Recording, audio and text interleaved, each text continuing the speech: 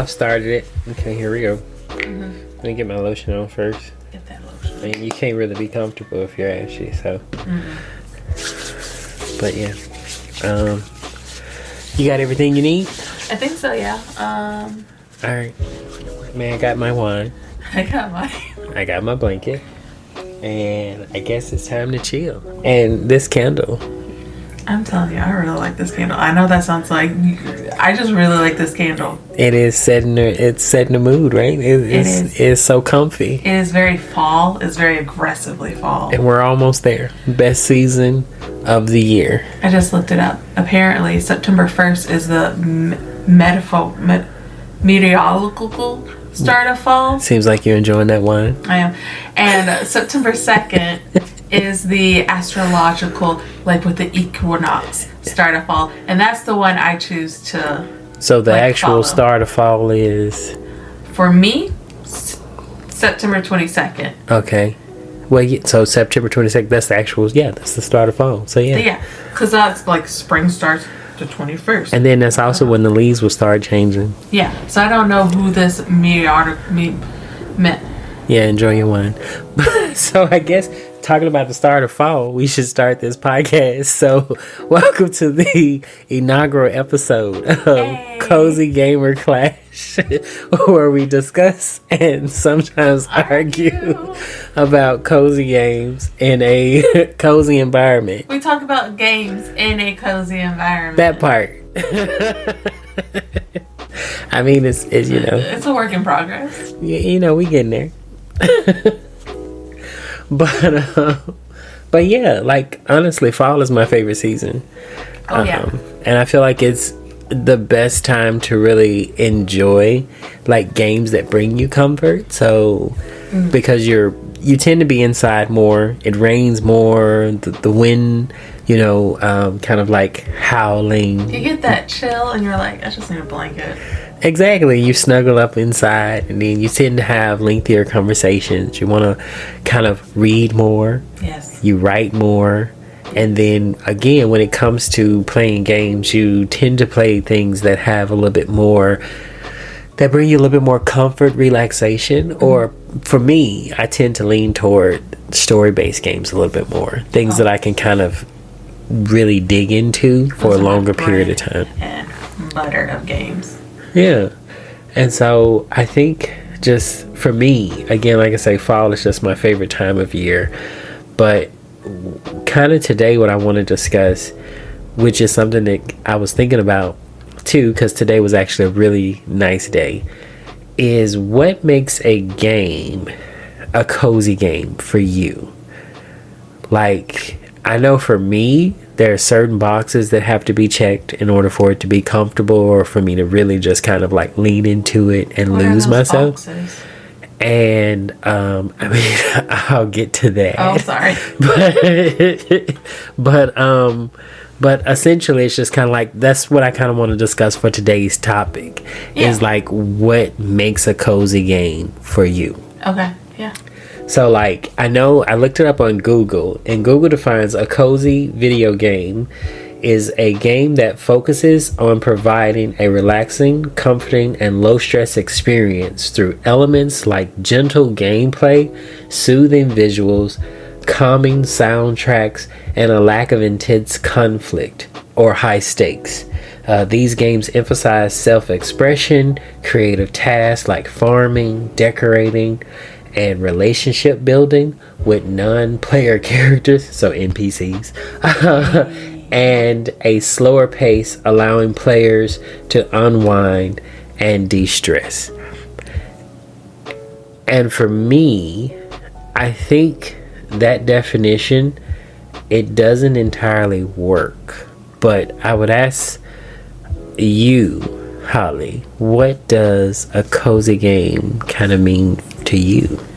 Well, Teddy, I feel like, yes, like what you're saying about like the definition we got from Google, it is very much just like textbook, but there's something about the nostalgia of a game leading into it being cozy, because like, I don't know, there's some days when like I was playing like Monster Hunter there were points that it was like, yeah, that's generally like an intense game. So you would qualify Monster Hunter as a cozy game for you?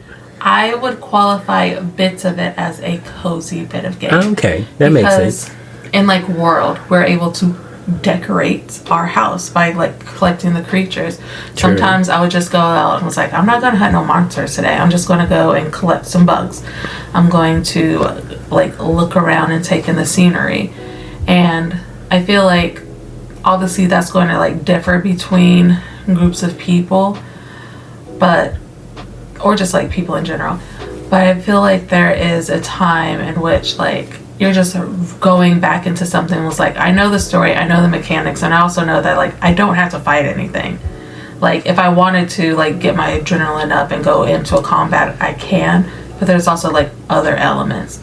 So yes, there is a category of games that are like, these are cozy games, but I also feel like other games that are not categorized as cozy games to an individual can be cozy. No, and I agree with that. Because, like, honestly, like with Monster Hunter, a lot of the things that I really enjoy are kind of the narrative I can create for myself. Mm-hmm. And I think that's why the latest Monster Hunter installment, Monster Hunter Wilds, I didn't enjoy it as much as I did Monster Hunter Worlds, because it was so linear and it kind of forced me to go into certain parts of the game when it wanted me to. It forced me to kind of move at their pace, and it wasn't the pace that I wanted to, because I'm the type of person that I find comfort in games when primarily if I can create my own story. Mm-hmm. So if there's a character builder and I can design my own character and I can make them look in some way unique to me to express myself, immediately I find a sense of comfort there. Yes. And with Monster Hunter, I enjoy how you can do that from the jump. And then when I enter that world, another thing that I like to do is no matter what game I play, if it's open world, even in the slightest way, I have to be able to traverse it the way that I want to traverse it. Mm-hmm. And I want to be able to move around and take photos anytime. Yeah. Because I want to be able to take photos anytime. And also, let me fight a monster that I have no business fighting. Like, don't say, oh, you don't know the clearance, you don't know the rank to fight this. I didn't like that either. That irritated me. Because it disrupts my my flow. Because I want to be in a moment where a sense of spontaneity, where I'm all of a, like, kind of like in Monster Hunter Worlds, the first time you encounter Devil Joe, it feels like very much like a surprise. It feels overwhelming. Mm-hmm. It feels like, well, what the hell are you doing here? Like, I've been here plenty of times, but why are you here? Right. When he comes bursting through the wall and you're like, oh, type moment. I mean, that's all I can do. But then at the same time, I find joy in those moments because for me, I play Monster Hunter. That's one of the games that I play with one of my best friends, Crimson. That's his handle, Crimson Sloth. But like, I'm gonna take that moment to kind of put space in between me and the monster, and while he's kind of drawing aggro, I want to take a good photo. I like to take photos in games. I'm gonna take a moment and I'm gonna stand still, and we've played so many games together that he's on the phone being like, you taking your picture? You got it? You good? Whenever you're ready. Whenever you're ready, just join. Just go ahead. Just whenever you're ready, just jump on in, because I can really use that right now. Because you the tank. Remember that. You the tank. So he's like, whenever you got time. And I'm like, let me get my shot first, and then let me jump in. And I feel like that. I mean, lifelong. Like, he's one of my brothers basically. But that is part of what brings me comfort. So I'm glad you actually mentioned Monster Hunter. But I think for most people, action adventure games aren't usually what they think of when they think of cozy games. Yeah. So if you were to name a game that has brought you great comfort, what's the first game that comes to mind as a cozy game for you? The first name. The first thing that came to mind was Nancy Drew. Is that? It was gonna be Nancy Drew. It was in my head, and I was like, "Oh, which Nancy Drew?" But like, I don't know. Like, again, this is like a nostalgia thing. Played it throughout my youth, and it's just like I've kind of been itching to like I want to play a Nancy Drew game. I have a computer now that can handle it because I had like an old. I say that can handle it. It's just it's still a very basic. Because Nancy Drew's intense. It's an intense, not intense, like graphics but like game. my laptop couldn't handle it. My laptop couldn't close properly, or at one point it got like thick at one end because I think the battery might have went bad. But yeah, I just really want to like put it in. I want to play Ghost Dogs. I want to play, especially with the fall coming in, because you're on a lake, you got the fall leaves, you got some bird watching. Okay, so for those who don't know, if you were, like, what type of, describe to me what a Nancy Drew game is. A Nancy Drew game is a point and click mystery adventure / like puzzle solving. I think a modern game that is out like right now, that's kind of thing, is like, what was it, Alex Hill people were talking about, or another point and click game I know is like the Edith, I don't remember the name, but it was like you were going through the story about this family and like how they all kind of like died. But that's not necessarily saying that's what the Nancy Drew games are, but they're just like, well, you know Nancy Drew, she's solving a mystery. She's calling her friends for help on how to solve the mystery. And it's just like, I don't know how to explain it. So Nancy Drew, you got notes. It's not like Silent Hill, right? So when you say families die, you're not seeing a gruesome murder or anything in the middle of the game, right? No, there's only been 2 murders in the Nancy Drew games. The first one, because it was like Secrets Can Kill, that was an off screen. We come in and we found out that this high school boy, he was killed, and we're trying to figure out who his killer is. Spoiler alert, it was a grown man. Well, I mean, I would assume so. You would assume it's a high school student because all the people you're interviewing are high school students. It's not. It's a grown man who you don't even get to interview, and he pulls a gun out at you at the end. Ooh. That's the only one that had a gun. Ooh. That's the very first one. They're like, what can we put in this Look game? at Nancy Drew being, she gets it. Rated M for mature, I guess. And rated 10 for girls who are not afraid of a mouse. And then the second time that there was a murder is towards the end of the series, but like technically they're still open and they might be making a new game. Who knows? It was like it was a Nikola Tesla themed. So it was a scientist, and he like gets electrocuted, and we kind of see that. We see him go into the room, and we see the Tesla coil come on, and we see just like the electricity, and then we see the body on the ground. Again, we don't see the actual death, but like it's very much implied. And we're hired to be like, was this man killed? Was it an accident? We need to know. So was this like was it self-inflicted? I mean, well, I don't want to give away parts of the mystery in case someone hasn't played it and would like to play it. Yeah. I mean, are Nancy Drew games something that are like readily available for people to play? Yeah, you can get them on Steam. Like, I would like to slowly rebuild up the catalog I had as a kid. Because as a kid, obviously, I had the physical copies. My aunt gave me some for Christmas. Or whenever they would release a new one, I would get it. And also, they had a crazy production schedule. It was 2 games a year. And they're like 20-plus hour games.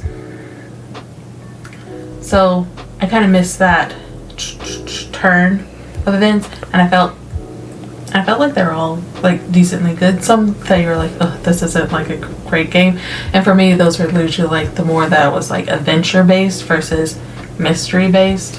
But like, yeah. So I mean, and I get how these would be. So point and click games generally aren't something that I play. Yeah. I have played a few of the Nancy Drew games, but like, what is it about those games that, I mean, makes for you the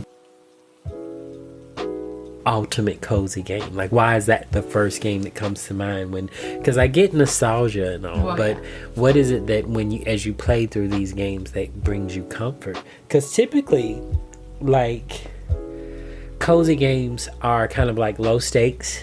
Yeah. They're not really intense. And I do know that from the few Nancy Drew games I've played, there are moments where if you don't solve this puzzle by X amount of time, you are deleted. You get blown up. Or you die. Yeah, and so, or if you don't solve it in a certain amount of time, you leave someone else stranded, or they end up getting removed from the game. And so you may not end up with the best outcomes if you don't do these sometimes high stake puzzles or remember clues from various times within the game. Yeah, so if you don't pick up, what is it that brings, how is that comfy for you? How is that a cozy game for you? Well, I think it's kind of like what we said at the beginning with like what we do during fall. Whenever I would go to play a Nancy Drew game, I sit down, I put my blanket on, I get like a fresh notebook or like set of paper so I can start taking notes. And like, yes, there's times in which it's a very like a timed puzzle. Not all of them are timed. Usually that's towards the climax of it, so like you're coming up at it. But for a majority of the time, it's just like, all right, taking my time, walking around. I have essentially all the time in the world. It's not like there's a ticking clock. It's like when you start this game, you have 3 hours to solve it, or things happen. It's just like you do all the puzzles, things don't get triggered until you solve a puzzle, and you can always just like hold up on going into the new one. Well, I mean, I remember there was one that I played where I don't know, I was in a like Iceland or something. Sea of Darkness. Sea of Darkness, yeah. And I was on a ship, and if I didn't solve this puzzle in time, the ship would fill up with water and I would drown. That seems kind of quick to me. Well, yeah, but that was like towards the end. I mean, I guess, but that was a little stressful. I'm not saying they're not stressful. I'm not saying getting locked in Rick Arlen's room was not stressful. Like, there was points where my like, younger sibling was like, I need you to solve this bit because like I died so many times. I was like, gotcha. And then as actually turned out, we were soft locked out of winning it because they forgot to pick up a screwdriver from the prop room, which was very annoying. But again, that was their second game, so they didn't think to like build in contingencies, because otherwise you got stuck in like the second chance loop of just like, I'm in the room with the bomb, I can't leave the room because the bomb goes off, I don't have the tools to solve it, the bomb goes off. No, so you have to restart for that one. But like other than that, the others were. No, and I understand. I mean, it makes sense that something that, I mean, but like what, I guess, is it just because of the point and click aspect of it? Is it the solving the mysteries for you that makes it comfortable? I think it's solving mysteries because like, it is like reading a book or like watching a movie if you want. You like, again, you're sitting down, you're reading, you're listening to the stories, you're trying to piece it together.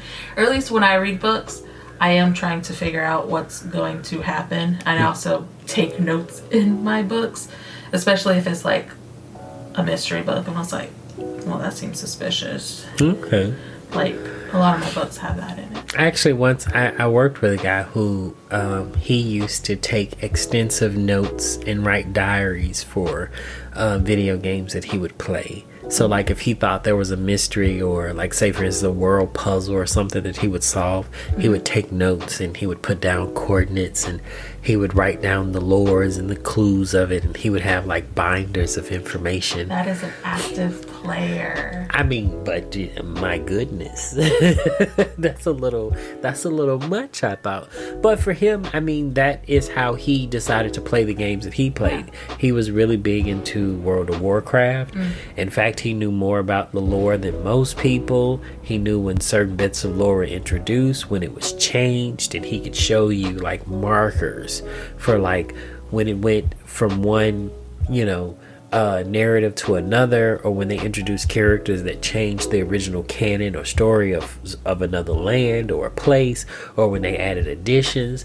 And then he played several other games where, you know, like the whole point of the game was to keep information. The more information you know, the better for once you got closer toward the end of the game.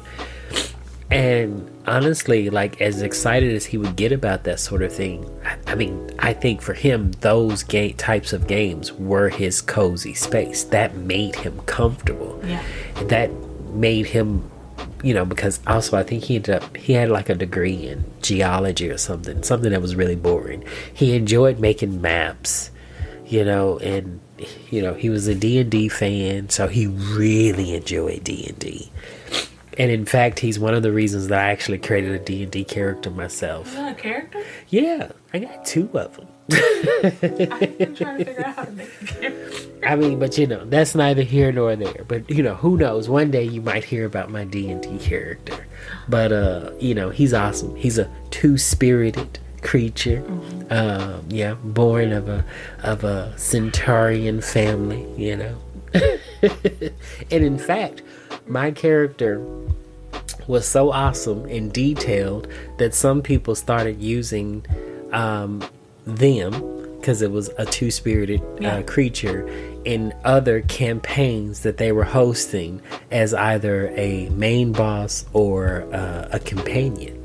And I was like, that's awesome, because even though I don't play D&D really myself, I was like, I'm glad that my character gets to exist outside of, you know, my imagination, and helps other people enjoy, you know, their time playing D&D. Yeah, or challenges them. But yeah, and so you know, I mean, I can see how a variety of games could bring comfort to people, but you know, in the traditional sense, you know, I guess cozy games are supposed to be those that give you repetition and allow you to kind of do the same thing over and over. And then again, low stakes. And I'm trying to think of when the last time I've played a game that kind of checks off those boxes that are in the traditional sense. Yeah, what are the boxes that you had? Because you told me to put a pin in it when I asked you. So for me, again, first and foremost, I have to be able to edit my character in some way. Right. Because for me, a diverse world is necessary to enjoy. Like, it could be diversity in abilities, it can be diversity in looks, it can be diversity in locations, but it has to be immediately, once I log in, I see that there's a history, there's a story here. There's not just all people that are the same. In fact, that reminds me, Genshin Impact, when it first came out, it checked off so many boxes for me, because even though all the characters for the most part have the same skin tone, all the characters come from some of the same areas, it was still diverse in movement, location, scenery, story. It had so many different things that made it worth playing in the beginning. And then, so being able to edit your character, even though I couldn't do that there, that box wasn't checked, but I could make up a team that was kind of unique to my play style. And 2 of the characters that were introduced from the beginning were characters that I've just absolutely enjoyed. I mean, you know, they're part of the reason I still come back to the game from time to time. But there was Venti, the wind god. I mean, that's my guy. Yeah. I mean, wind as an element is the strongest element. But, you know, I'm not going to talk about where the game is now when it comes to Venti, but he was awesome. And Chi-Chi, she's an ice user. And she's kind of a zombie, but not. Like, she died and came back to life. Sure. She has a very monotone personality, but she's so lovable and she's adorable. And I like her little her emotes that she does when you don't move for a while. Like, the wind will blow her little zombie tassel, because she is based off of Chinese zombie lore. They have regulations about showing undead people, so they have to do it in a different way. Of course. And I think that's adorable. She, you know, so I was able to pull those 2 characters like I think within my first 10 pulls, because it is a gacha game. Yeah, so gacha. Some people might be like, gacha can't be a cozy game. Which I agree. For the most part, gacha games, the mechanics of it are built in to be stressful. And I think most games nowadays, because of microtransactions, because of having to gamble to get the things that you want, that does add a level of stress. And having to log in daily and having to grind in order to collect, especially if you're free to play, it does cause a lot of issue. And so a lot of the times people, in order to alleviate the stress that gacha games will present, is they'll just introduce real world currency. They'll just pay that part so they can enjoy the parts they enjoy. And so even, and going back to Genshin Impact, for me, being able to create a diverse team and have 2 characters that I really enjoyed the design of on my team. And for the most part in the beginning, the characters were diverse. They're less diverse now. And it just feels like they're recycling the same material over and over, but whatever. So like they move the same and they have like the same abilities or fighting style? There's that, but then also they fit into one of 3 heights. They fit into one of 3 design styles, and it just kind of gets stale. And essentially you have you introduce other areas like jungle areas, desert areas, but those characters still have the same design aesthetic as characters from the very first map area. So it's like, you're not introducing new lands, you're just basically saying, hey, here's more of the same. And that's what it feels like to me. But and so eventually that's what made me stop playing it. But in the beginning, being able to traverse wherever I wanted to, because again, to take photos, they had some great kind of like open world design, so I can stop wherever I wanted. I could take some really great pictures. I really enjoyed that part. I have like almost a terabyte of photos that I took of Chi-Chi, and later on Noelle, Jean, Venti.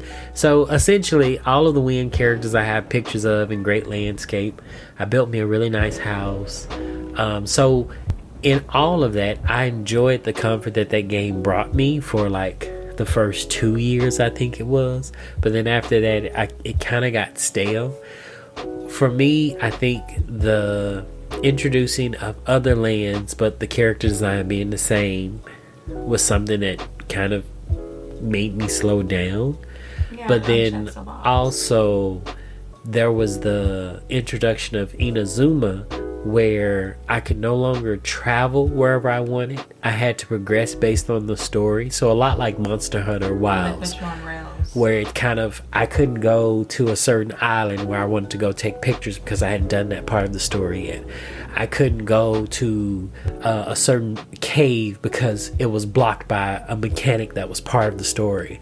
I couldn't go and fight this particular monster because there was a world puzzle that was part of the story, but also part of the world overall. And so there were all of these things that were just roadblocks for me, that were just like, they weren't there originally, but for that tiny island, I was like, when you add islands, you add water I can't traverse, you add areas that are locked behind story, you add these things that tell me what I can and can't do, all of a sudden an open world game seems very closed off to me. Right. And so that was the first kind of like crack in the, joy that I had for Genshin Impact, even though I still return from time to time to just kind of enjoy it. But I think for me, that was one of the last kind of like action-based open world RPG games that brought me quite a bit of comfort. It was my comfort zone. Also, I really enjoyed playing with my friends, Crimson, Sage, Iffy, we all played together from time to time, and it was just a fun game. So we can all, because each of us has our own element that we enjoy to play with, so Sage is fire, Crimson is lightning. The lightning archon in Genshin Impact is overly strong. You say what? I would assume Crimson would be fire because it's red, and then like Sage, I'm thinking Sage green, which I'm thinking like Earth. Fire can be any color. And it can also be green. So sage is fire. Crimson is lightning. And Iffy is water / ice. And I do wind. Of course. Period. So Sorry, I did it. so it worked. And when we played the game, I used to often when all four of us played, they did a lot of the fighting. I took pictures. Of course you took pictures, because that's what makes it. And See? I shot arrows with Venti and did little balls of tornado. As you should. But besides that though, like, you know, those are, I would count Genshin Impact, like the overall like goal of the game and what you do in the game, to be what I would consider kind of a non-traditional cozy game. For me, I don't really have a huge selection of games that would fall in the traditional sense. But like, what about yourself? Like, is there a game that you've played recently or just within the past couple of years that you would say fits the like traditional definition of cozy, like outside of Nancy Drew, I guess? Well, yeah, because Nancy Drew, again, we just said probably not traditional, but I feel like I got 4 that popped into my head as you were talking. So what are those? You got Stardew Valley. You have Fae Farm, which again is another, same as Stardew Valley, a farming sim. Fields of Mysteria, another farming sim. Like Stardew, it is like an 8-bit characters. And the last one is Animal Crossing. It just, my mind blanked. Animal Crossing New Horizons. And I played that along with the rest of the world in 2020 when we were all kind of just like at home. Aren't all of those kind of like farm simulation games? Yes and no. 3 of them, yes. Animal Crossing is less farming. They did add like, oh, you could grow crops, but that was like towards the end of it. It's more of just like, what is it? The original vision for it was like, you're moving to a new town and you're trying to make friends. You're trying to like just set up your life. But still, doesn't Animal Crossing kind of like boil down to, you build a house, you have an island, you grow crops, you have like routines that you do. There's routines. It's less growing crops, but it's more just like, yeah, you decorate the island, you decorate your town. For me, the reason I mentioned that is because, like, with the 4 games you mentioned, you named, what were they again? Stardew Valley, Animal Crossing, Fields of Mysteria. Okay, and Fae Farm. I wouldn't recommend. And so all 4 of those games, yeah, to me, I haven't played most of them, but I do kind of know of them. Yeah. It kind of brings me to my next point about like what I would call traditional cozy games, which is kind of the burnout point. Because I feel like a lot of those games deal with repetition and, you know, kind of like logging in to do daily tasks.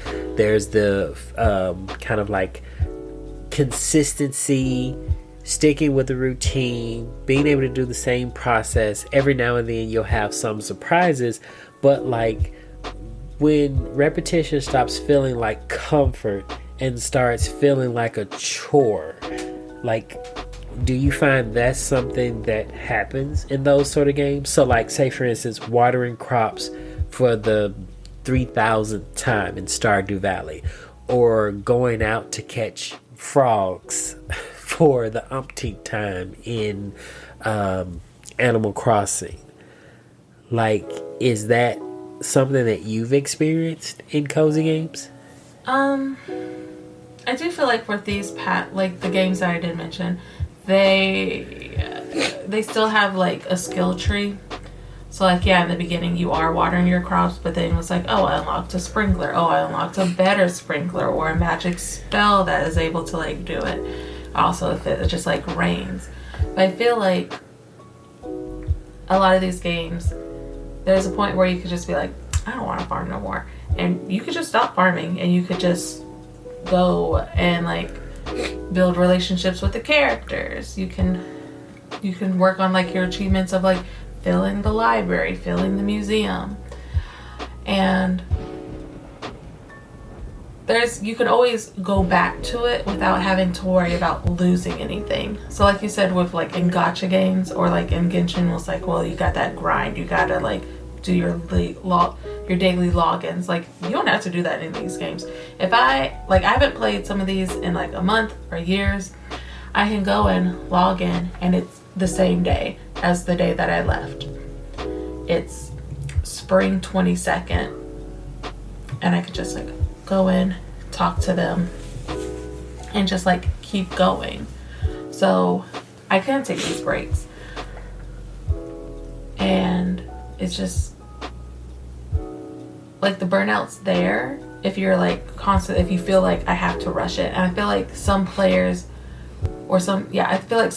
might be trying to like, I want to get everything done. I gotta make my island, I gotta make my home, my farm absolutely perfectly decorated so that it just looks wonderful, and they're going through it all so fast. They're putting in hours and hours and hours within like days, and that could cause like the burnout. See, but even with that though, it's like, because I mean, of course, yeah, there's burnout with every type of game you play, but I guess my issue with cozy games is that I feel like it should take a little bit longer to happen, but sometimes I feel like the way the games are designed, it's built into it. Because you mentioned like building houses and expanding farms and things like that. Like, I can't think of a list of games that I would consider fall directly into the genre of cozy games, but every game that has a building mechanic in it, I have enjoyed. The very first game that I just went all in on with building, oddly enough, was Kingdom Hearts, the first one. You could actually build the little gummy ships. And I had a gummy ship for every occasion, every emotion, every thought. Like, literally, I had one for like dedicated or designed based on like what I call the 4 sacred animals. I had a turtle ship, I had a dragon, I had a tiger, and I had a phoenix. I had a red one, I had a blue one, I had a gold one, I had a green one. I even started making ships based off of like, if my baby brother had a ship, what would it look like? If my mother had a ship, what would it look like? Like, I went all in. I actually had that game at 100% completion. I would say the first Kingdom Hearts brought me so much comfort, immense comfort, like it did everyone else who played it in the world. Same for the soundtrack, the gameplay, everything. It was an amazing story and game from beginning to end. I found every gummy block, and even with doing that, I got 100% completion of that game. I did everything you could do in that game, including defeated Sephiroth, but whatever. But it never felt overwhelming. What I found as of lately, games that have building mechanics in it, like I'll go back to Genshin Impact. They introduced the ability to go into the teapot and you'll have islands and you can expand. You can only have X number of islands, but then you have so many other islands. You can build houses and you can purchase and have all of these different decorations. And I would look at some of the creations that other people made, and they would be amazing things. Like, I'm like, this is for some people, this is their comfort zone. Yeah. This is what they were waiting on, and they dived all in. But at the level in which they introduced stuff and the way they introduced new items, it kind of felt like a chore to me. It felt overwhelming at times, and it kind of just made me be like, I can never really have the best house, because one, there were limitations on what I can do on my islands because there were item limits, and then two, there were limits on what I could purchase because I had to, the in-game currency that I could collect, I could only collect it every 24 hours. Yeah. And I could do certain things to add to it, but it just kind of, I couldn't just go and do it But again, going back to Kingdom Hearts, when I had the gummy block, when I wanted to build something, I had all my options in front of me. So the only limitations I had were my imagination and the parts that I had at the time. Other than that, enjoy. Yeah. And like when you're talking about that, it reminded me of what my architecture professor had said once. And it's that like limitations brings creativity. So like at the time they was talking about like how this one architect, he was just using concrete and glass, and he was able to create all these things, like these wonderful spaces. But like what you said, when you were working in the Kingdom Hearts for building, like you knew exactly what you had, but like just now, like the game I'm currently playing, Infinity Nikki, they introduced like the housing elements, and like you said, it is very overwhelming. Like I'm getting all these new outfits to build things or to like collect things, and it's just like I'm very confused, and that could just be like how it was like implemented in the game, but I also just feel like it's too much things. Also, with you, because I play Infinity Naked as well, because you know I'm playing it with you, kind of, sort of. But one of the things that as soon as they introduced the house, one of the things that they also introduced were competitions, and that was another thing that kind of threw me off with Genshin Impact and some of the other games that I've played, is that even if I were to try and find comfort in creating my own little space, when you introduce like an exterior type of competition, because like in Infinity Nikki, they have a competition now where it's like, hey, if you build a great house, we're going to pick it and there are going to be X number of winners. All of a sudden, something that was supposed to be comfortable now has high stakes. Yeah, the whole now has competitive gameplay in it. Type feel. And like for me, I play mostly competitive games. I play mostly fighting, racing, and adventure-based games, and FP, like first-person shooters, MOBA games. That's what me and my friends mostly play. So I understand that, but when I'm playing another game that's supposed to bring me comfort, that I can sit and take pictures and not really worry about it, now all of a sudden, and I understand what the developers and the marketing team are thinking when they introduce these sort of things, but to the player, now all of a sudden, me as a creative person, as someone who wants to say, like, build my own little space, what if my vision of kind of like excellence, beauty, comfort, joy, or whatever doesn't meet your standards, and I submit that and I'm ecstatic, I'm like, oh, this is amazing to me, I enjoy this is so cute, then all of a sudden you're like, yeah, you don't win, you don't even place, I don't know why you built this. That's kind of how that feels. So how is that comfy? Yeah, it just feels like sometimes in order to like, because obviously they're doing it to like promote, because like it's probably like, oh, well, you're gonna do this, you're gonna like post it on social media, or it's a requirement to post it on social media to be like entered.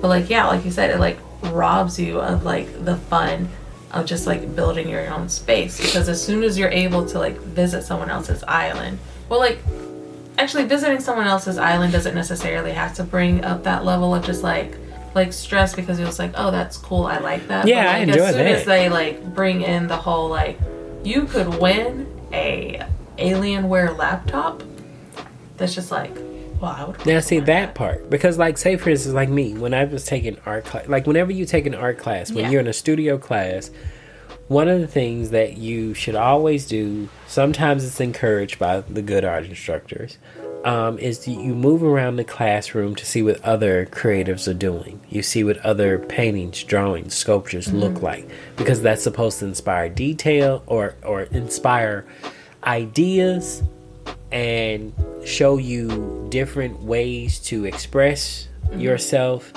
but then also you find comfort in connecting with people. And sometimes if you're not that talented, like, oh, I can't draw a straight line to save my life, and you go over here and you look at someone else and all of their work is perfect in your mind, that's not supposed to tear you down. No. So it's just like visiting someone else's island. It's supposed to be like, oh wow, I never thought that you could combine two plants to make a unique looking tree. Yeah. So what can I do now if I were to stack certain things, like say for instance Power World.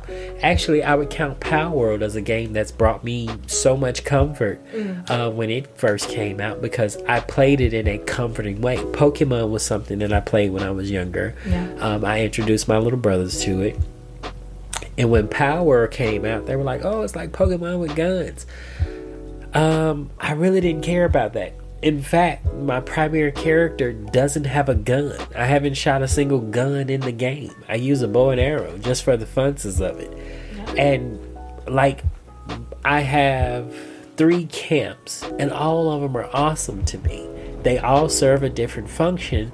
And one of the things that I found joy in, I was looking at some of the other buildings or camps that people have built online, and there are certain things that I'm like, I don't have the time nor the patience to do it. Or the desire. But it is awesome that I can take benches, and if I stack them right, they make stairs that I can now run up. And so now I have a spiral staircase. I wouldn't have thought about that because I'm not looking for those sort of, I guess, in quotations, glitches in the game. But I'm so glad that this person did this, because now that inspires me. I haven't gotten to the building aspects of Infinity Nikki yet, although I am excited to kind of create my own home. I actually want to use it to design a house that I plan on building in real life. I did that in The Sims once. That's all that's useful for. The Sims is an ultimate like cozy game as well, because it's essentially just like playing with dolls, but on your computer. You get to build. Well, I don't play with dolls. I only collect figurines. Okay. Well, I played with dolls as a kid, and like the shenanigans my Sims be getting into, still very similar to the shenanigans my Barbies and what was it? My Barney dinosaur got into.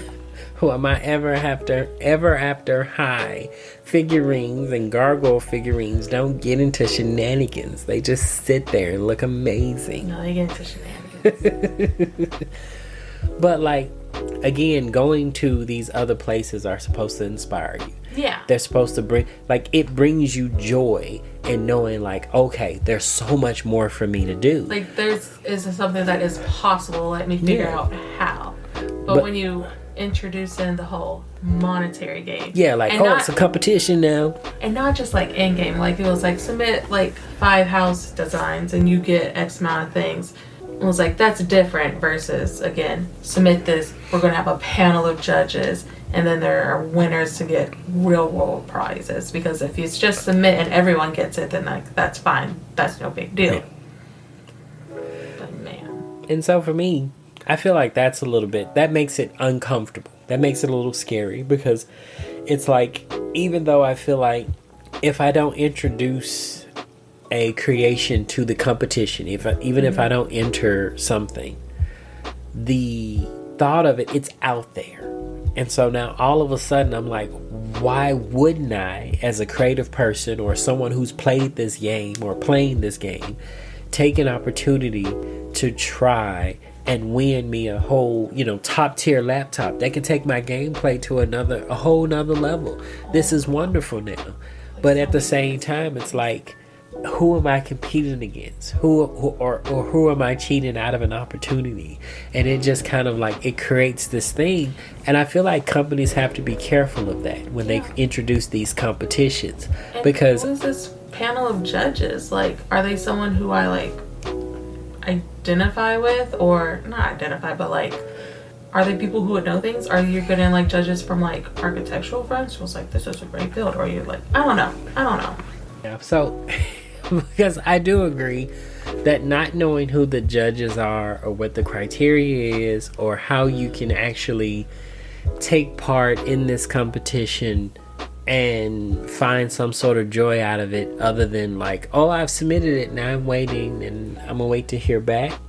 I do think one of the things that they did that kind of helps to ease that tension is that if you submit an entry, you get some of the in-game currency, like diamonds. 100, which is a terrible number, because if I'm building a house and you should at least give, it's like you get, like, this game, since we've been playing this game, they've been giving out like pools left and right.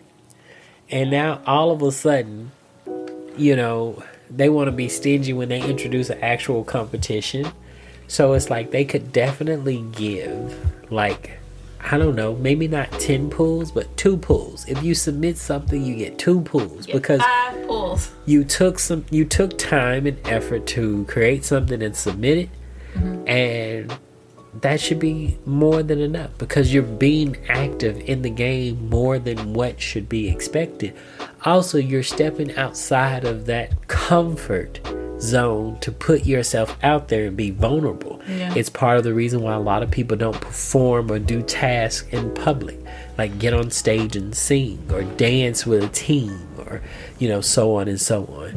And so it does take a little bit of discomfort to put yourself out there like that, and I do think they need to acknowledge that.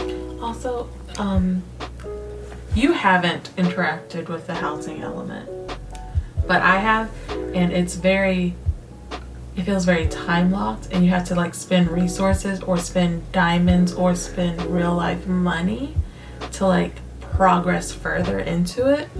So it kind of feels like, to enter into this competition where I could potentially win a laptop, I have to put down some money to like unlock the things faster. Because like I don't know. I think I know how to like start building some stuff, but I also heard that it takes resources to just build a wall.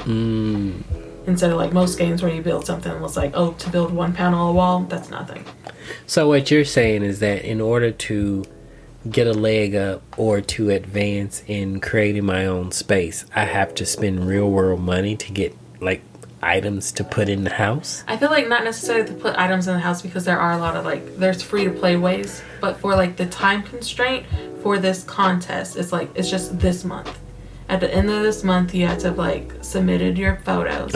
So like if you are just like playing free to play, it might take a lot more time, and you might feel like that pressure to spend to like speed up the process of crafting these materials. And I don't like that, because like, then all of a sudden what you're gonna feel is hey, there's nothing wrong with me spending $100 on in-game items, because if I win this $3,000 laptop, I'm more than justified. I get that $1,000 IKEA gift card, like. And I didn't know about that, and I don't, and that's the sort of thing that like it takes me out of being able to enjoy cozy games at time, and it's not really something that I find myself eager to participate in, because there are several games that are supposed to be kind of comfortable to play, ongoing gotcha games. You can do the free to play thing, but like for me, I do find myself experiencing, kind of like the original point that we were discussing, a little bit of burnout. But then also when they introduce these sort of things to try and keep my interest, I'm like, part of the reason that brought me here in the first place was the comfort and kind of quality of the game, because quality is awesome.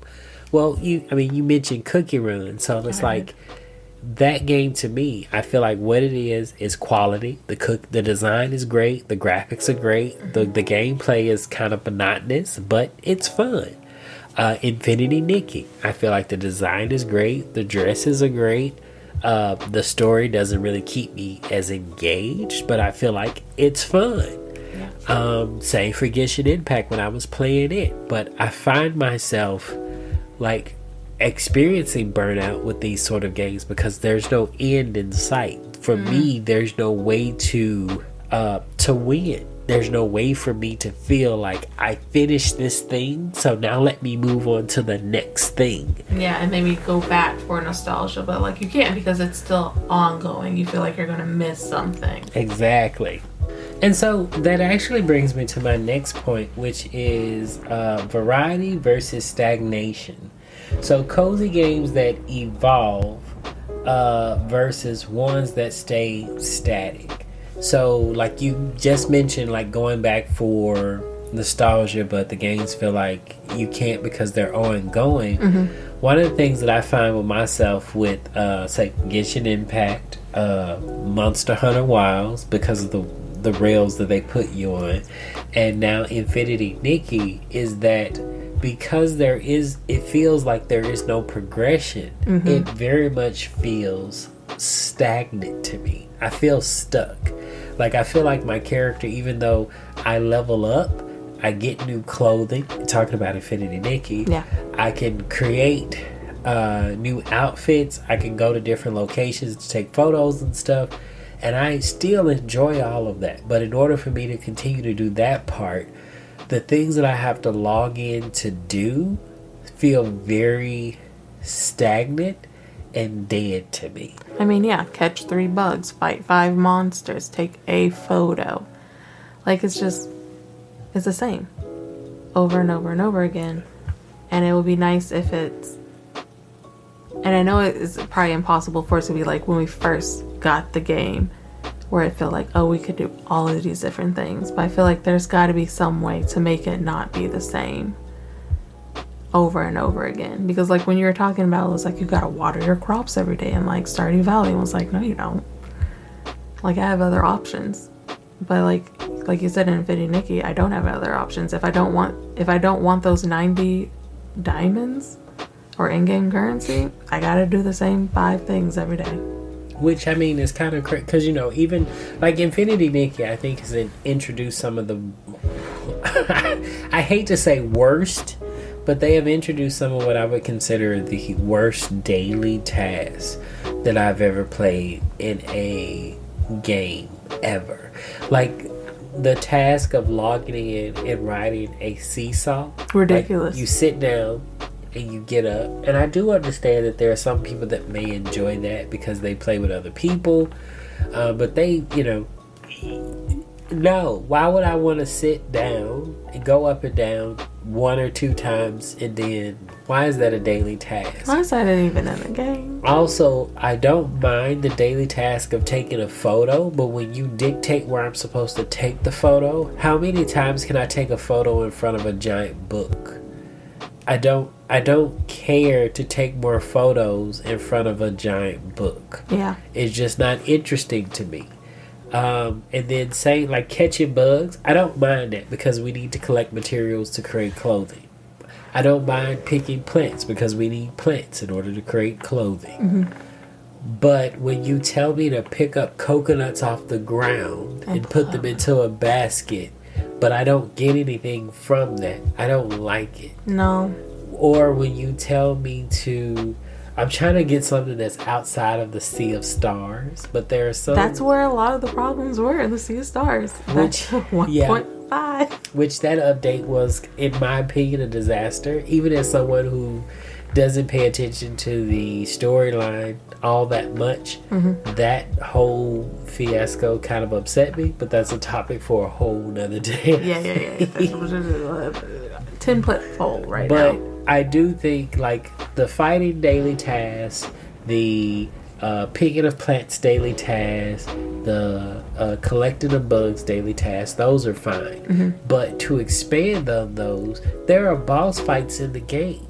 Why are none of those part of the daily or weekly tasks? I think technically they kind of are, because it's like, oh, but it's very rarely that they pop up and then you don't even have to do it. You could just do the fast one, but the quick. You're talking about like I'm not talking about the one where you have to where you get the bubbles or other materials. I'm talking about kind of like the mini bosses where you fight the belt.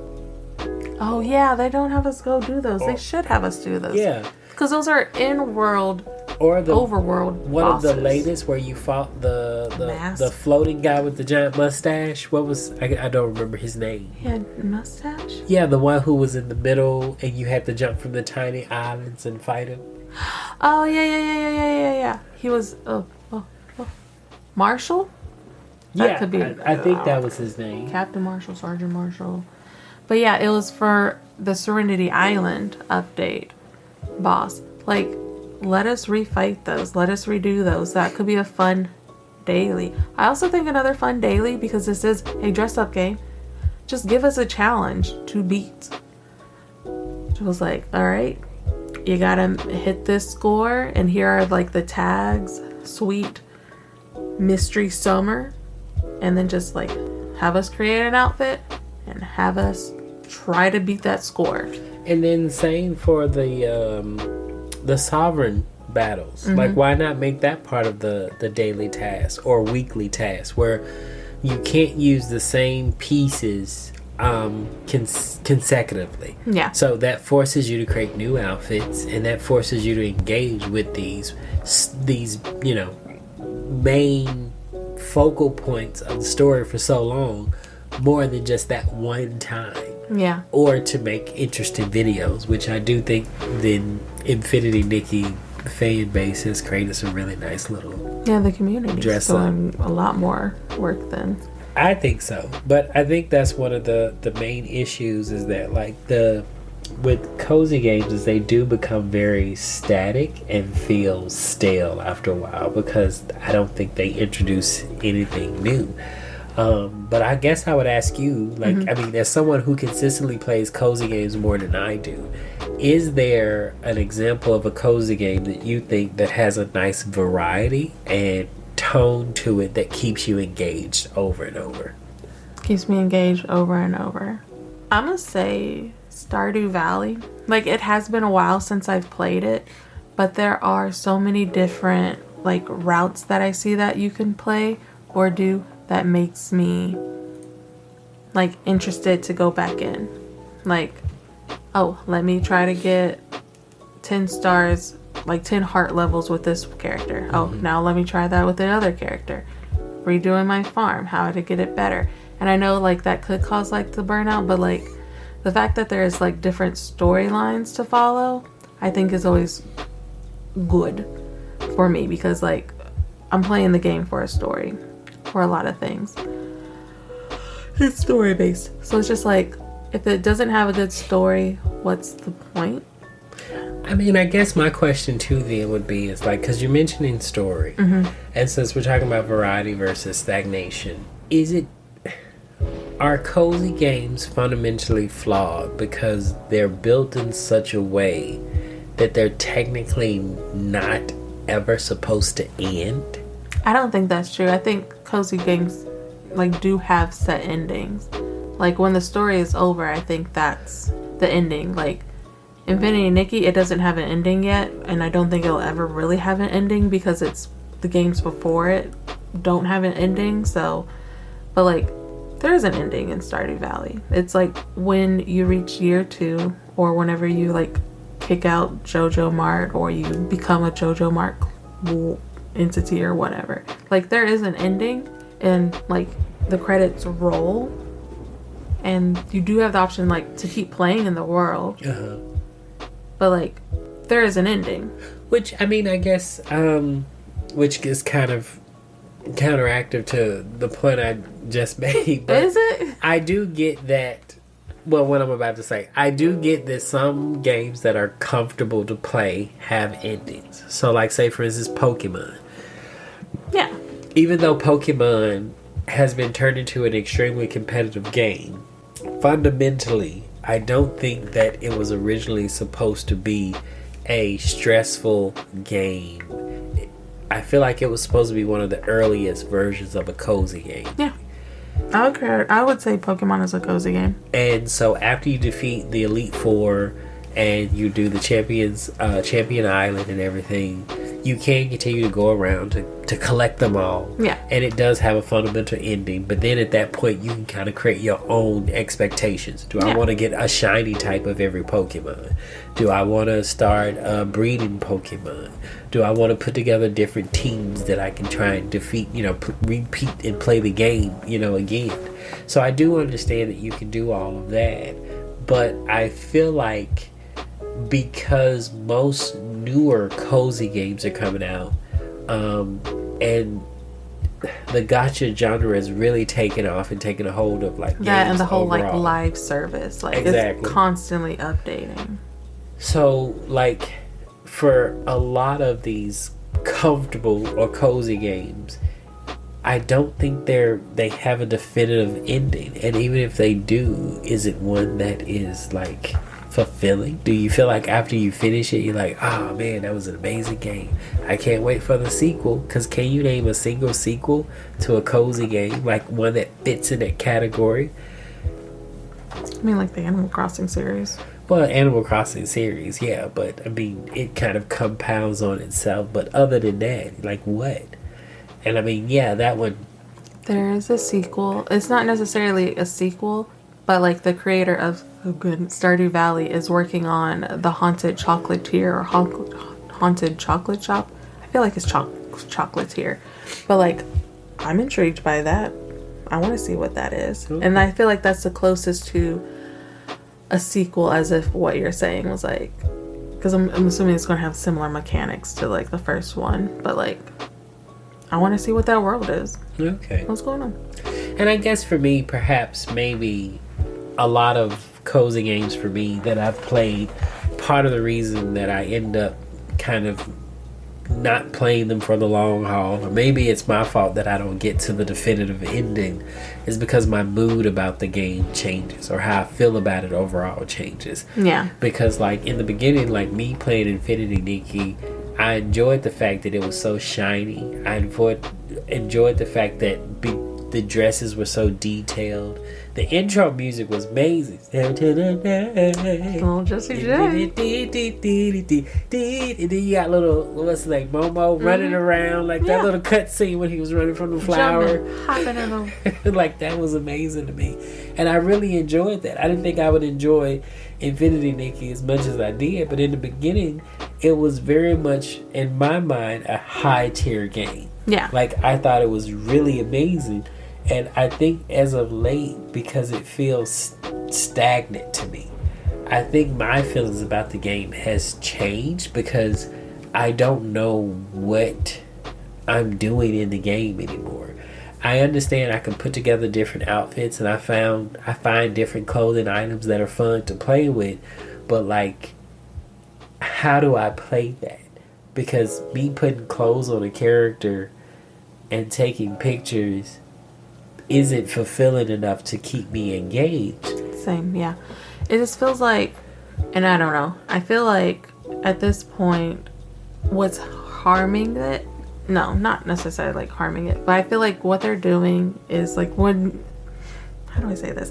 When Infinity Nikki first started, it was very big. You had this whole world, there was a plot and a story that was there, and that you can finish it.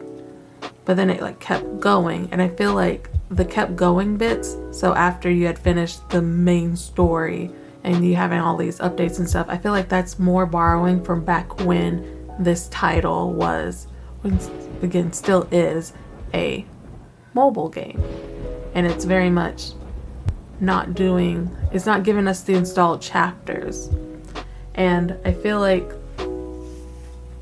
I don't have I feel like I'm waiting on version 2.0 to see if they're going to give us another big main story hunk of stuff. Because if that's the case, if I just have to wait until 2.0 and then wait until 3.0 and just like ignore, or maybe just like do the stuff, that's fine. And like check back in once it hits more main story. I think that would be good.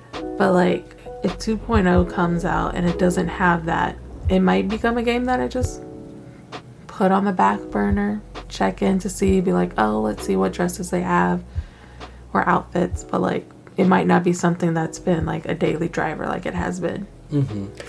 And I will, admit to that. I do believe that the same game can be cozy one season or one update and be really boring the next. Yeah. And there have been some, like, I know there was like the spooky or the eerie season for Infinity Nikki. That was really fun. I enjoyed making outfits for that. I enjoyed sharing photos for that. I enjoyed the intro music and kind of the aesthetic of that. And the story was kind of nice too. I enjoyed the whole, it was just dark enough to keep me engaged, but it wasn't so dark that I could see it being a turn off for people who are looking for comfortability in gaming. Yeah. But then there are some events they've introduced that have been just flat out boring to me. I wasn't interested in. And in fact, the last one, something about people turning into ink or something like that, I wasn't even able to finish it. So I didn't even get all the items. But then there are other games like Zenless Zone Zero, where I will play it. A lot of people enjoy that for certain things, but I just like some of the character designs. And sometimes the game will introduce a character that keeps me playing for a couple of weeks. I'll pull for that character. If I get that character, I'll play. If I don't, then I'll skip out and wait. Then there's Hug High Star Rail. I'll play that one from time to time. It's kind of the same thing as ZZZ. Which, you know. Yeah. And so it's kind of like you were just mentioning, where it becomes a game that's on the back burner. You log in and collect the currency. You check to see what's new. And I feel like perhaps is that the current model for like the future of cozy games, like where it's so massive that it's like this endless escalator. It doesn't matter when you get on or get off, as long as you ride it every now and then. Maybe. I also feel like our issue is we're looking more at, again, like the live service ones. There might be some more indie ones that are very like short, sweet. You run it, you're done it. Like, again, to bring it back to like the Nancy Drew.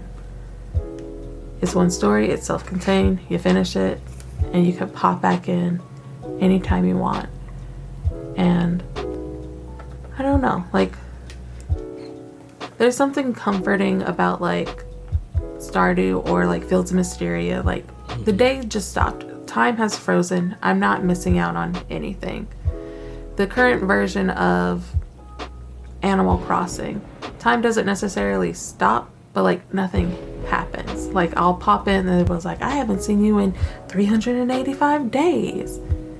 I walked to your house. I thought you maybe were mad at me, but like nothing happens. And like in previous versions of it, like if you've gone that long, your villagers would be completely different people because they had their own like lives. Like, people would move in, move out. But like in this current one, which a lot of people was like, I don't like this, is that you had ultimate control of everything. Like, you were a god. It was like someone was like, I was thinking about moving, and you'd be like, I don't think you should move. And it was like, okay, I won't move. I don't like that at all. I think that would stress me out if I log back in and all of the in-game characters were different.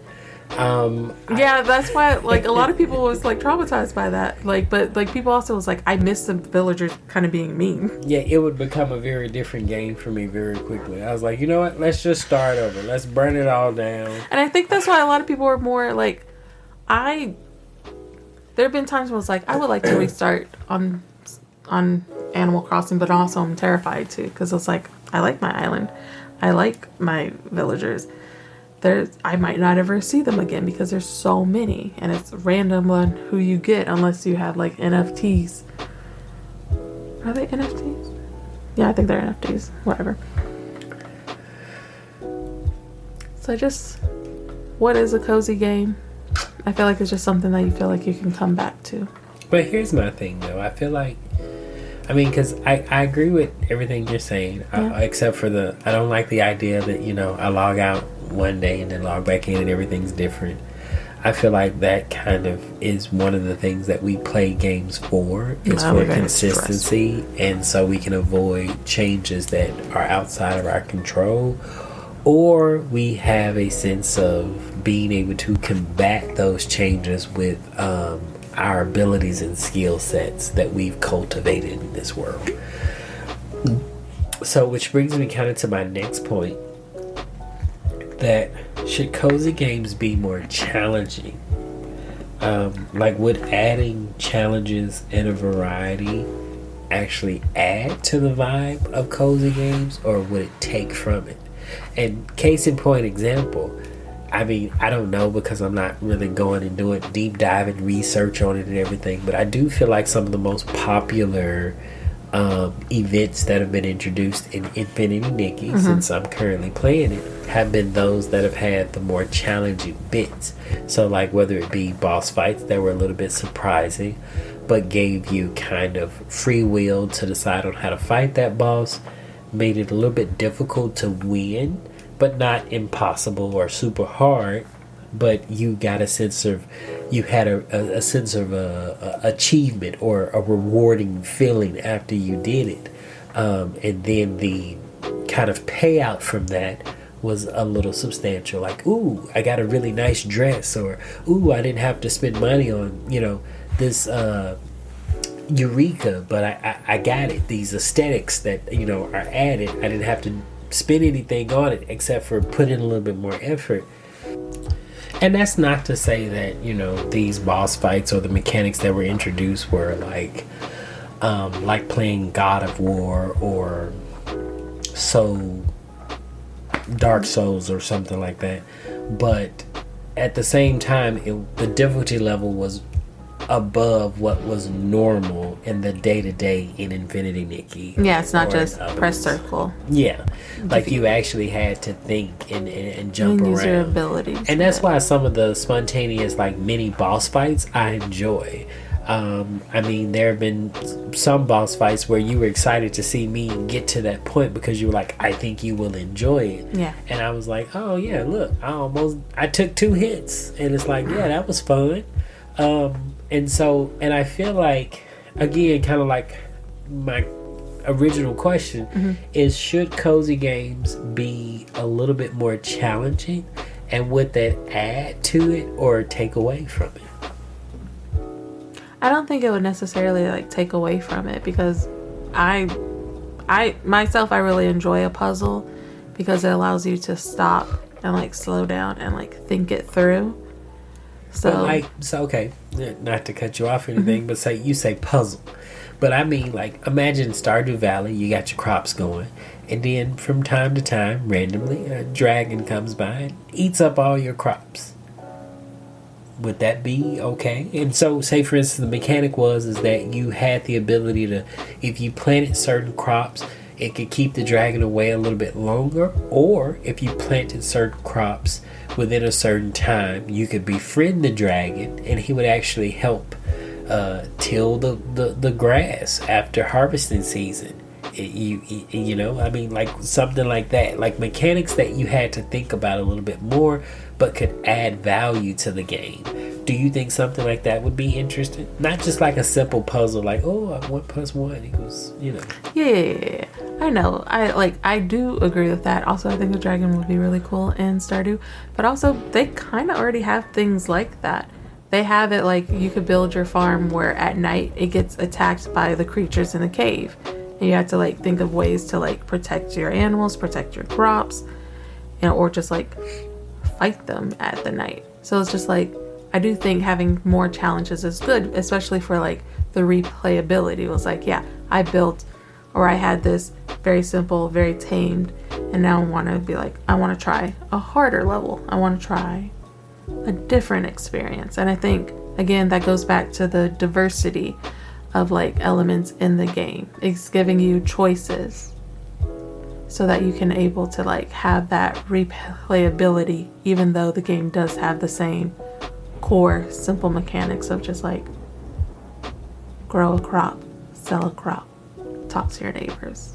So I guess by playing cozy games, because in my mind I'm thinking like, when you retreat to entirely cozy games, you've given up on the ideal of competition or adversity of any kind. And so, oh no, there's adversity. You die a lot in the caves. In what caves? In a majority of like the farming simulator games, they have you go into caves, they have you go into mines to get like the precious resources, and there are monsters that you have to fight. And sometimes you get to a point where you're just like, I can't, I'm just going to throw bombs. Because I was like, it's just very hard. Or like in Fae Farm, I could take a potion and they couldn't see me, and it's just like, there are like challenging bits in it, and it's just like, I'm surprised I didn't know that there are mines, because the children yearn for the mines, and like that's what's in there. They have that competition. But also, if you don't want to mess with any of that, you don't have to go into the mines. You could just like sell more crops to just buy the materials you want. But if you want to just get gold for free, you gotta fight the monsters. I guess that kind of counts. But I often find that when I play games that have those options, they're fairly easy to meet. And that could be because I play mostly competitive games, ones that require a lot of like kind of a proactive. You gotta know the keys reactive. on the thing. But I do think that's interesting. But again, like you naming the games that bring you back have that little bit of challenge in there. Yeah. And I wonder if cozy games overall need to establish early on that, hey, this game is comfortable, but there are going to be these challenges. Because again, like me playing Power World, I play it with the settings on, like all of the original settings on, which means that my camps get raided. And I think that's fun, and like that's fun because it's frustrating, but like once I got to a point where my pals were strong enough to defend the camps, and then of course the raids got stronger. Yeah, I felt like, hey, this is awesome. I think that's also like kind of what makes it, gives it that game, because otherwise I'm just playing The Sims. Which is, The Sims are interesting too. The Sims are interesting. Completely played The Sims, but I feel like the fact that you can build like family units that can go crazy and burn down your entire town or house or whatever is fascinating. Having babies with the Grim Reaper. So I don't know if the Sims quite is a full on cozy game or not. I think it is a cozy game, but I feel like Sims is the Dark Souls of cozy games. I feel like if there is a time in which, like, for me personally, like, I have my blanket, if I'm able to have, like, the controller under the blanket and just, like, play, that's nice and cozy. But if it gets to the point where I'm, like, I have to, like, be forward, I have to, like, look at the keys to know what I'm doing, that's no longer cozy. And see, and that's interesting. Yeah, like if you're able to just kind of relax, not necessarily zone out, but kind of just like full dive into the game itself. Versus, I gotta lock in. Yeah. So I agree. And like I said, there are times in which like I am playing like a cozy game where like the mood changes. It was like, okay, I gotta log in just for like this short amount of time. But then it's like, whew, that's over. But it was like the whew is the fun, rewarding part. It was like I did that hard thing. And I totally agree. Being able to achieve something that is difficult in comparison to the rest of the game is fun to do. It does fill you with a sense of accomplishment. And I think that's something that, a balance that cozy games will have to strive to achieve. More of those moments to kind of give you that roller coaster feeling. That not to the point of like, oh, I'm scared that I might lose something, but more of the point is like, ooh, that's fun. Ooh, that's fun. Sort of a thing, instead of more of a, hey, I'm just along for the ride. And I think that's something that keeps me from playing games that are specifically designed to fit in the genre of cozy games, because I'm not fully convinced that it's its own genre just yet, but I do think so many people are creating games to try and fill that niche and to fit into that box of what a cozy game is supposed to be, that it is becoming its own genre right now. Yeah, it feels like it's mostly like a marketing genre, not necessarily like a true genre. Yeah, it's kind of like organic foods or, YA novels or whatever. Yeah, those sort of things. It's like it's slapped on there as kind of an addition, and I do get that there are some designers out there and some gamers out there that are thinking like, no, it's definitively a thing, and I'm not going to disagree with that. It's just that I don't really think it is right now, but I do think it's becoming a thing. And so but one of the things that I would like to do before we kind of like wrap it all up is like, if you were to recommend someone check out a game that you would define as comfy or cozy game, what's something that you would suggest that people check out? Two come to mind. Fields of Mysteria. I think that is a really nice. I think it's a very nice game. It's got the looks. It's very much like magical girl on a farm. talking to cute neighbors. And the other one would be, again, it's going to be Nancy Drew and the Secret of the Scarlet Hand. You're in a museum, you learn about the ancient Mayans, and you're just like having a good old time with some mercury poisoning. And it's just like, okay. like, it's just like, it was just like a very fun game. That came out of nowhere. It did come out of nowhere in the story too. But it's just like, I don't know, I think it's just like a fun, and it's a complete story. Like, you have your beginning, you have your end. Once it's over, you can choose to go back to it. You don't have to feel like you got to keep up with anything. Okay, that makes sense. I think for me, I would suggest Tam Tam. It's on PS5. It's on Steam. It's kind of like what people would call like a Pokemon clone. I tend to enjoy games where you collect things. I like to collect things because I feel like I want to push to get things that maybe other people haven't found yet, or maybe it's difficult to get, or they don't have. You know, it's kind of like catching a Mew in Pokemon 1. I did it. Catching Mewtwo in Pokemon 1. I did it. Catching the glitch in Pokemon 1. I did it. And so those sort of things are fun to do because it's, in my mind, you're putting together this puzzle. You're picking up these clues. You're working with the community. And I think Tam Tam kind of hits a lot of those points. I do wish it had have succeeded a little bit more so that they could have continued to build on it. But what they have and what's out is fun and it's relaxing. I actually started playing with like my little brother as well as one of my best friends. And we, two of my best friends. So all four of us kind of played through it a little bit. And we were able to challenge each other. We were also able to play together, and I feel like that for me brought me quite a bit of joy and comfort. And so yeah, and I guess the question I would leave those listening to, if you've gotten this far, I appreciate you listening. Thank you. And we have enjoyed you listening to our points on what makes a cozy game. We've enjoyed talking about what makes a cozy game. Yeah, because I mean, I feel like it's one of those things that is still being kind of figured out. It's a lot of gray in the gaming genre. But like, do you think cozy games should stay calm and repetitive, even at the risk of boredom, or should they evolve to keep us hooked? Where do we draw the line between comfort and chores? Because like daily tasks can sometimes feel like chores. And then there are those games that logging in daily is something you look forward to. And there's also some games that just give you chores. True. But and that's kind of the question. Like, what is that fine line for comfy games? Because again, like doing daily tasks, even in action games, can sometimes feel like a chore. You just don't want to do them.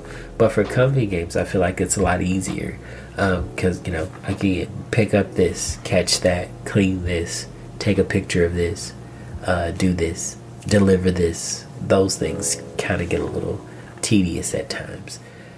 So yeah, tell us some of your favorite cozy games. Tell us what you think about what it is that keeps cozy games cozy, or how do you avoid crossing that line between cozy and boredom. Well, this has been fun. So I think that's it for today's episode. Our first episode. Yeah. So for those of you that are still listening, thanks for joining us in our cozy little corner of the internet. Yeah, if you want, you can like leave a comment or a rating. I guess it's a like. like wherever it is. But it could be like a rating if it's just like we're podcaster. I don't want anybody being like, give me 5 stars. But yeah, give me 5 stars. But yeah, so it's been Give fun. me a smiley face. A smiley face. I want a gold star then if we're naming what we want. But thanks for listening. And like I say, share some of your thoughts. Let us know what you enjoyed and what games you're playing right now. But until next time, I'm Holly. And I'm Teddy. And this has been Cozy Gamer Clash. Episode 1.